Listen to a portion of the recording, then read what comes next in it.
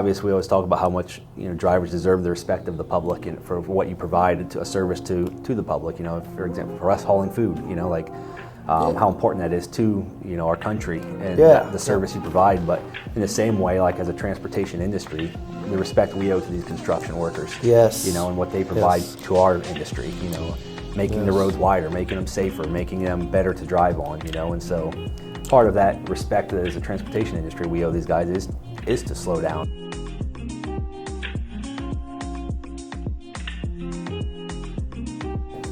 Hey, it's April. Welcome to spring. Spring is sprung, flowers are growing, and this month, just like this month, every year, our favorite flowers spring up in droves. It's those nice orange barrels and cones you see all over the roads all through the year. You got it. This month's topic for Driving the Future podcast, construction zones safety, and how best to navigate them and get through them safely. So along that note, this month is Construction Zone Awareness Month. April 15th to the 19th is National Work Zone Awareness Week, and their theme is construction zones are temporary, but your driving actions can last forever. And on that note, I've got with me Brett Steinke. He's one of the leaders in our safety department, and we are going to go over some best practices for construction zones, what to watch for, how to manage them, and how to safely navigate through them. So on that note, Brett, do you have any opening remarks? Yeah, it's just in safety we transition from one season to another of safety, with the hazards of winter are starting to fade away and the ice and snow and things that come with that, and we gain the stress of construction zones, the congestion, the delays, and also the increased risk, that comes with these construction zones as well. So and the rock chips in your windshield. Yes, all of the above. Yeah. So it's certainly something we promote, as a safety department, and want to start getting ahead of now before, as these are all coming up and before, we get into the peak of, construction season. But so it works out well that, they do this, as far as a national, work zone awareness week and everything coming up, because it certainly fits with our safety department as well. It does.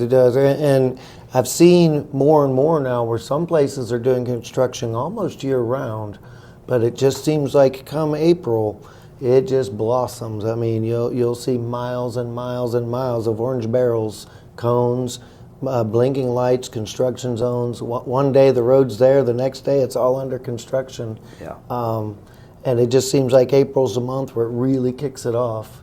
And like you said, you go from worrying about snow and ice and snow removal and all that right into construction, which is fitting because a lot of times the plows chunk up the road, tear up the road here and there, trying to keep it clear for the winter, and then they got to come along, and there you go. But I think a tendency naturally, of drivers can be coming from winter where they spent all this time, really alert behind the wheel and focused on driving to those conditions, because snow and ice can be scary out there. Yes. And they've been delayed and slow, driving slower to those conditions, and now the sun is out and it's shining. Yes. It's easy to make good time, and the temptation can be to maybe be a little less aware behind the wheel and just cruise at that higher speed. But certainly one can be dangerous just losing that focus, but two, then especially you come up on a construction zone, it can be easy to not be as focused and maintain that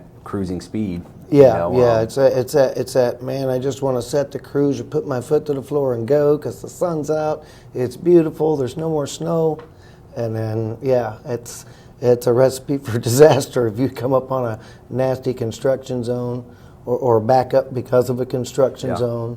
I'm seeing, one of the things that I'm seeing more and more frequent now is rolling construction zones where they're actually not, they're doing stuff down the road and they'll start it and it'll just slowly go along.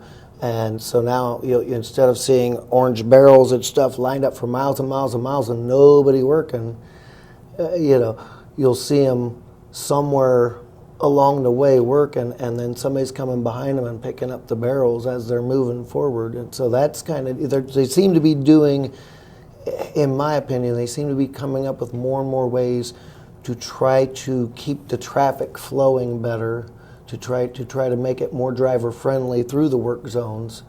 But at the same time, it's just that you've got to be very intense, very on top of your game. You really got to watch what's going on because there's so much going on, and every work zone is different. You could go through a whole work zone and there'd be nothing going on. You could go through one and there's workers all over the place with heavy equipment, pavers, bulldozers, the road sweepers, all that stuff, and you don't know at one point what you're going to get. So in that situation with the rolling construction zone, I think you're looking at, it might be a more narrow range of where you're having to slow down construction, but it's going to be a significantly more active zone that you're in. Yes. All the more important to be, alert, aware, of what's going on around you, controlling your speed, your, distances and things, because like you said, if that vehicle was going right behind the construction, picking up the barrels or cones or whatever it might be, well, that's a hazard, next to the road. That's narrowing up your lane of travel, as a truck going down the road. So there's an increased number of hazards there, and increases the importance of that awareness going through that narrow zone. Yeah, I've also seen a huge uptick over the years in nighttime construction, where they're actually getting out and doing nighttime construction, which I think is fantastic. A lot less traffic, but it's, to me, in a lot of ways, is more dangerous because it's dark. They've got those huge 3 million candlewatt lights out there to light up their construction zone, which blind you. And then all the construction vehicles, the blinking lights and the hazard lights, and then they've usually got cops sitting in there to help maintain traffic flow or just watch for safety, and they've got their lights on. And now you're going from a night scene where it's relatively dark and easy on the eyes to it looks like UFOs are landing, and you're blind and you can't see. So you got to be really aware of nighttime construction zones. It may be less traffic to worry about, maybe easier to get through, but visibility and what you can see of what's going on is significantly less. So they're just as dangerous in different ways. Yeah, I think it's important that you're paying attention to the signage approaching all construction zone all the time, because, like I know Ohio will do an adjustable speed. When there's no one working in the zone, they'll allow you to go, closer to that typical speed limit. But while there's work taking place, the flashing lights will be on and the speed will be down to 45 or so. Yeah. So you can't assume at night that you're going to be okay maintaining the speed. There still is work going on at night. It depends on what work they're doing and what the zone is doing in the project. Okay. But certainly day and night you got to be paying attention to the signs and the speeds, the flashing lights, and all the indicators that they're trying to give you. I will say one thing about construction zone. Usually everything's really well marked, well ahead of time, giving you plenty of notice. What's coming up and what to expect. But and like you said, that's another thing they've come up with over the last several years is the variable speed limits. So when there's nobody actively working, I think that's really cool that they do that.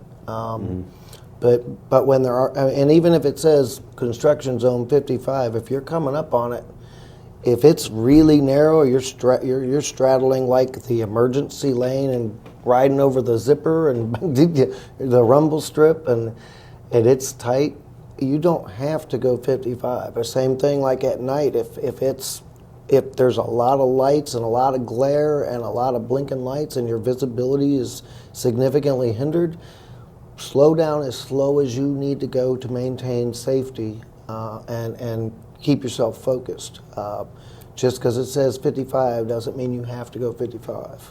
I've actually had to slow down to 45 and 40 because it's just there's so much confusion, so much going on. It's hard to see exactly where the lanes are marked with the cones because of all the activity. And sometimes you worry, you think oh man, I don't want the guy behind me to run into me, but you don't want to run out of your lane. You don't, sometimes there's lane shifts. A lot of times they have spots where, hey, all the trucks need to be in the left lane or all the trucks need to be in the right lane, so you need to be aware of what lane you need to maintain. but you've also got to keep an eye out because sometimes that lane will shift back and forth, and depending on what kind of work they're doing. Yeah, I think that's important. That's an important teaching point for a veteran driver, being confident enough to make the safe decision, not feel the pressure of the traffic or flow around you or whatever that might be. There's times where the flow of traffic might be going 10 miles an hour over the suggested work zone, speed limit. One, as a commercial vehicle driver, you're significantly bigger. You're significantly more confined to that tight space because of the size of your vehicle in those already narrowed down lanes. So it is harder for you to navigate, and you can't succumb to that pressure of the four wheelers around you going faster than what they should be and feeling like you need to keep up with traffic. I mean, you need to slow down to the speed limit, and because one, you're going to be the first one to get cited going through that zone too fast, because of your size. Because your size and you're professional. But two, even if that means going slower than the speed limit, just like you were saying, have the confidence to do what's safe out there and not feel the pressure of that, whether it's the speed limit pressuring you or the traffic around you. I mean, worst case scenario, you're going to get out of the construction zone and some guy's going to come around you and tell you you're number one. But, I mean, you get what you get. I've even, one of the things that I watch out for coming up to a construction zone, well, a lot of times there might be a backup. And it might say, hey, road under construction 2 miles ahead, 3 miles ahead. But it doesn't tell you there's a 1.5 mile backup because of the construction zone. So you're thinking you got a couple miles to go. Suddenly you go around a curve and traffic is stopped. So you've really got to watch for that kind of stuff. Because I'm sure you've seen it in your lifetime. I've seen it countless times where there's a construction zone and then there's a backup and there's an accident or 2 or 3 inside the backup where people weren't watching. And boom, run right into the back of the person in front of them. Now you've got a backup from a construction zone on top of a backup from the accident. And I've actually seen backups 5 and 10 miles long have 2 or 3 accidents inside the backup. So you really got to pay attention, so even before you get to the construction zone, when you know there's a construction zone coming, if you don't have clear visibility to it, you've got to assume there might be a backup. There might be workers moving stuff back and forth across the road. I've seen them do that a lot of times where nobody's out on the freeway. They're dragging equipment back and forth across the road, and where they should actually stop traffic. But we had one. I think just earlier this week where we had a hard brake situation. I was viewing from one of our alerts on a camera where there was construction ahead, driver was coming around the bend, and traffic was exactly like you were describing, coming down to a backup to a stop ahead, and vehicle right to his right cut in front of him and then braked immediately because that was the first time he saw the traffic coming to a slow down ahead, and so thankfully, our driver was looking well out ahead, was already braking prior to the guy cutting in front of him, was slowing down and was able to get to a stop before, creating an incident, but.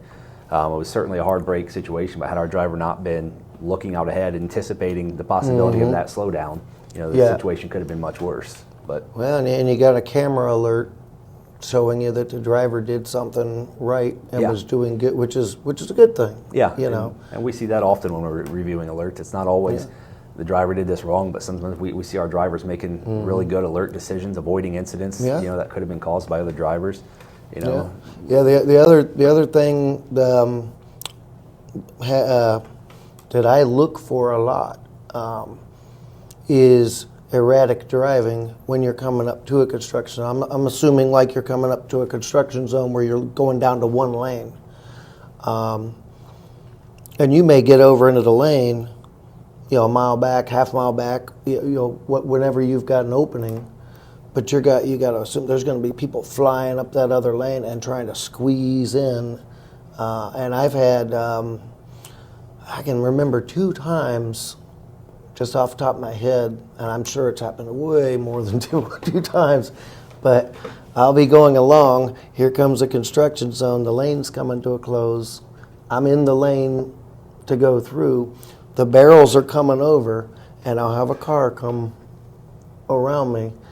And I've had this happen twice. One time I'm driving along, and the barrels are almost to the truck, or like the lane's almost, and I'm driving, and I hear toot, toot, toot. Like, what is that?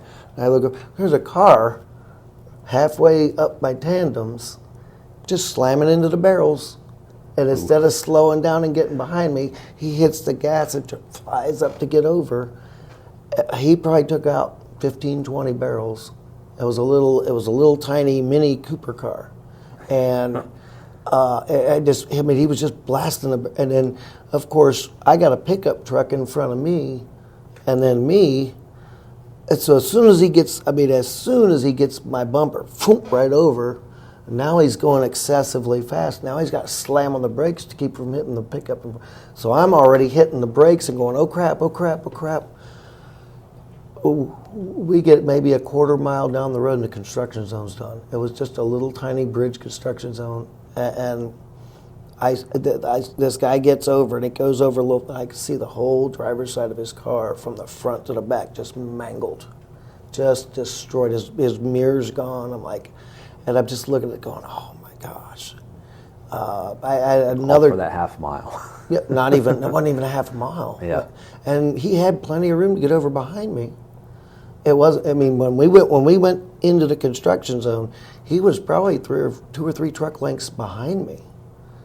I mean, I had no thought he was going to be there, but boom, there he was, and I couldn't go anywhere. I couldn't give him any room, So probably one of two things occurring going in. One, he's in too big a hurry, which can definitely happen out there. Things, for some reason, get it in their mind they need that 2 or 3 seconds, to gain. Or distracted and not paying attention to the signs and everything indicating that the lane's coming to an end ahead. Yeah. And he's drifting up next to you to where, he's stuck. And those are the hazards that, unfortunately, you as, a CDL driver need to not only be paying attention yourself, not succumbing to those 2 possible errors yourself, but you need to be aware of the other people. Other people are going to do it. And the other thing is, a lot of times, is people in cars or pickup trucks, they get into a construction zone. They don't want to see the bumper, they don't want to see your trailer. They've got no visibility. They want to be able to see down the road and see what's going. So a lot of times they'll try to get in front of you, to squeeze around you, just for visibility's sake, for their peace of mind. Whether they're going to get anywhere or not is irrelevant. They don't want to be stuck behind a semi in a construction zone. So as a driver, you have to anticipate. You have to think of these things. Because it's not if they'll happen, they will happen, and you have to watch for that kind of stuff. That awareness of the vehicles around you is so important, specifically in construction zones, because being aware of what's around you, being aware of possibly your outs. Is the lane next to you, is it open? Is there a car next to you at all times? Kind of keeping that in the back of your mind, because construction zone, you have the added danger of the workers in the zone. I think. Yes. Any driver who's been on the road for a significant amount of time has seen, a hazard in a construction zone where maybe someone has stepped out past those cones or a line, or a piece of equipment has drifted past those cones or line, or something along those, lines can happen at any moment. Yeah. And that extra head on a swivel awareness of what's next to you, what's around you, to possibly avoid a significant hazard like that. Because going again along with the theme of this year's National Work Zone Awareness Week, that action behind the wheel can last forever, when you're going through those work zones. Yeah. So. Yeah, and like what you just said, one of my things I go nuts over is I always want to have an out. When you're in a construction zone and you're in a confined space, your out is either slowing down or speeding up, and speeding up's usually not a good idea. So you really can't go left and right if you're stuck in one lane up against cones and walls. So, when you get equipment there and workers there working, you really got to pay really close attention and just be very aware of what's going on, how active it is, and watch your speed for safety. So. Because your speed, your increased following distance, it can save the life of, even if it's their mistake, you can save their life through that awareness and being alert. Even if it's their mistake, if you can prevent it from being more than a mistake, you should. So. I think one thing I wanted to just point out I thought was interesting as we were thinking about this coming in is that, I think it's obvious we always talk about how much drivers deserve the respect of the public and for what you provide to a service to the public. For example, for us hauling food, how important that is to our country and the service you provide. But in the same way, like as a transportation industry, the respect we owe to these construction workers, and what they provide to our industry, making the roads wider, making them safer, making them better to drive on, and so part of that respect as a transportation industry we owe these guys is to slow down, is to take those extra cautions. Is to respect what they're doing because, as a driver, a lot of times construction zones are looked at as a negative thing, and it's, oh, great, there's a backup. Oh, I got to slow down. Oh, this is going to hold me up. But you don't stop and think. If they're not there working on the roads, widening them, fixing them, keeping them maintained, you're not going to have a road to drive on. So it's you need to just understand, hey, if they're not doing what they're doing, you're going to tear up your equipment, your road's going to crumble away, there's going to be potholes, there's going to be, now you're going to be driving down the road trying to stay in your seat, bouncing all over the place, going, man, I wish they'd fix this road. Then they're out there fixing it, you come by, now you're complaining because, oh, great, now I'm getting slowed up. I think we show our appreciation to them by taking all these steps we're talking about, by slowing down, by keeping an increased following distance so that we have time to react, to anything going on, by seeing, like you mentioned, the workers on the side and being aware of their actions taking place along with the car next to you and the narrowing lanes and things. So, I think that's kind of the way, one way we show our appreciation is for what's taking place. Yeah, and I'll tell you what, some of the best times I've had driving was when you get out there on a brand new road I've seen them actually tear the road all the way down to nothing and rebuild it. And it takes a while, and it's like, but man, when they get that done, it is so smooth, it is nice, and it's just like, oh wow, it's like floating on air, and it's like, wow, these guys did an amazing, great job. This is fantastic. So they, when it's all said and done, like I said, the work zone's temporary. Eventually they're going to get done with the work, and then if the road's going to be improved, the bridge is going to be improved, and so you've got to respect the fact that they're out there doing what they got to do, and and sometimes it might take several months, it might take a year, it might take a couple years, but when they're done, it's going to be so much nicer, and then it helps you do your job better. You're not tearing up equipment, you're not bouncing all over the place. Yeah. So it's a give and take. So, but yeah, like I said, and it's a temporary thing. But one wrong move, you do something stupid, or you speed through there, you don't respect what they're doing, and your driving actions that you're doing through there could last you a lifetime of regret. Yeah, I think I looked up statistics, before coming in, and I think 900 in 2021 was the latest year I found, but 956 construction zone fatalities in 2021. Yeah. So it's a serious danger that these workers are taking on by working on the sides of the highway, and it's important that we respect that and them and their families and what they're sacrificing to be there to make these roads better for us. So. Yeah, and you stop at some of the rest areas. I've seen they have wall placards where they've got their road worker fatalities listed by the year and honoring them for what they were doing, and you look at all those names and you're just like, oh. But so on that note, let's talk about some of the things that construction zones are actually doing. Like we already talked about the variable speed limits and some of the other things. What are some of the other safety things that construction zones are doing to monitor driving habits to help make it safer for their workers? Yeah, I think the biggest trend right now we're seeing in our area are the automated speed enforcement, or the ASEs, taking place. It was started multiple years ago, but there's only a few states doing it for a while, 2, 3, 4 states. I think Pennsylvania's had it for a couple years, Maryland's had it for 4 or 5 years.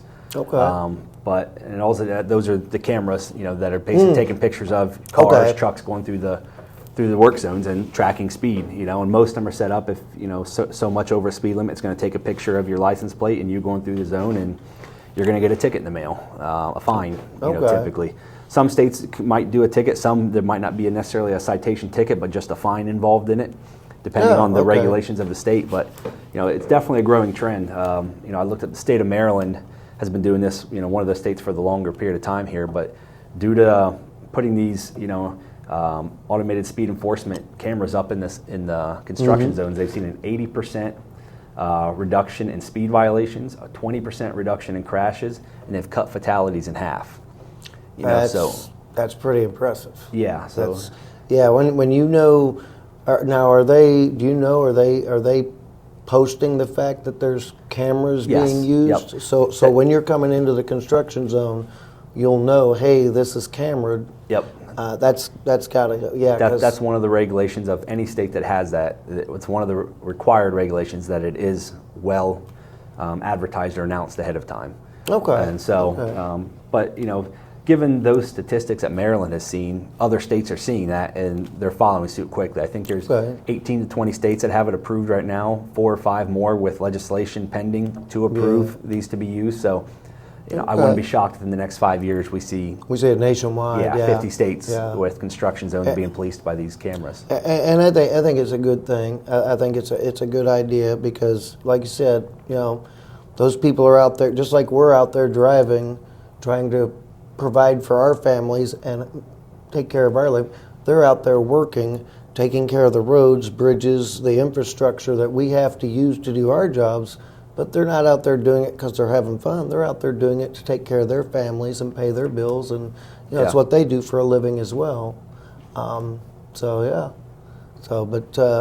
It's gonna be weird driving through there, wondering if you're on candid camera or not. And it can be a little frustrating when you get that fine and there's something in the mail, but ultimately it is working and it is making people safer. I mean, you can't argue with the statistics that Maryland's put out there. Yeah, and it has reduced speeding violations by 80%, so they are actually seeing less tickets and citations for speeding. Eventually, and maybe that took a couple years for people to realize that you're not going to beat the camera. True. And the biggest thing is cutting fatalities in half. Yeah, that is fantastic. Yeah, that's fantastic. I mean, nobody wants to see their spouse off to work and then you get that phone call instead of them coming home. I think it's allowed the law enforcement to kind of police these better, because I think one of the hindrances previously in construction zones were lanes were narrowed down. There wasn't anywhere for the officer to exactly park on the side of the road and catch people. You were very limited on where they could be, but now with these systems they can set up, they can kind of enforce those construction zones a little more and kind of make people drive a little more cautiously, a little more safe, and slow down and realize they can't be in a hurry because they're not going to beat the camera. And really, construction zones for the most part, you might see some 5-10 mile long construction. Most of them are just a few miles, not even a mile. And if you have to slow down 10, 15, 20 miles under the speed limit to navigate through safely, what are you really losing? 30 seconds, a minute on your day? It's to make sure you're going slow enough and navigating it safely enough to get through it. The little bit of time you lost is nothing compared to not getting through it safely. And it's like you said, that your actions behind the wheel will last a lifetime. I love their theme this year because it's so true. So the amount of risk, is not worth that extra 2 minutes. No, and it's never going to be worth anybody's life or somebody getting injured or your driving record. You get a ticket, you get a fine. You might lose your license. Now you're out of a job. You just. Well, I think it's good you point out injuries, because not only were there the 956 fatalities, but I think I saw 42,000 injuries taking place in construction zones. Some of those aren't necessarily traffic related. Doing construction itself has hazard and danger, but a lot of that is still traffic related as well too. So it's certainly a portion of that. Yeah, it's got to be a high risk job to do that. Yeah. So April being Work Zone Awareness Month. Again, that's April 15th through the 19th is Work Zone Awareness Week, and So expect to see a lot of police enforcement in the work zone areas. Expect to see a lot of active work zone areas. That's coming up here in a few weeks. So, in closing, you got any final thoughts? Just encouraging all drivers to really shift that focus from winter to construction season and take serious the safety of those people working in those zones and your safety driving through these zones. And take care of yourself, take care of your family and the families of those who are working next to you. So. It's worth taking that extra couple minutes, of time to slow down, back off and be alert. So. Okay, yeah, and I would say daytime or nighttime, if you see or know in your line of travel the construction zone is going to come up, be ready to slow down, be prepared for the inevitable, watch the traffic around you, assume that drivers are going to be a little erratic at trying to get around you, changing lanes, stopping abruptly, and just be ready for it, watch for it, and try to anticipate it as best you can. But yeah, navigating slowly and safely through them is number one, whether day or night. And I would say, my thing would be even at night, go even slower, because of the reflective lights, the barrels, the reflections on the barrels, the police lights, the construction zone lights. It can get so intense on your eyes it can really hinder your vision. You'd almost go through their night blind, which is even more dangerous. So I can't stress enough, go as slow as you need to go to get through it as safely as possible. And just watch what you're doing. Just watch what's around you. Try to anticipate, and just stay ahead of the game. So, very good. So, well, that's it for Construction Zone Podcast. Happy Work Zone Awareness Week coming up, and I hope you all get through it safe. And remember, when you see those orange barrels, and you feel that nudge in your gut wanting you to go, another backup. Just remember, those guys are out there trying to take care of their families and making the roads safer and better for all of us. So have respect for them, slow down, stay safe, and thanks for watching. Hey, I wanted to give a shout out this month to Derek Patton, our terminal manager down at our Gaffney, South Carolina terminal. He came up with the idea for us to do the podcast on construction this month. If you have any comments, questions, ideas for future podcasts or previous podcasts, give us a comment below or give us a call or contact us at continentalexpressinc.com, and maybe your idea will be our next podcast.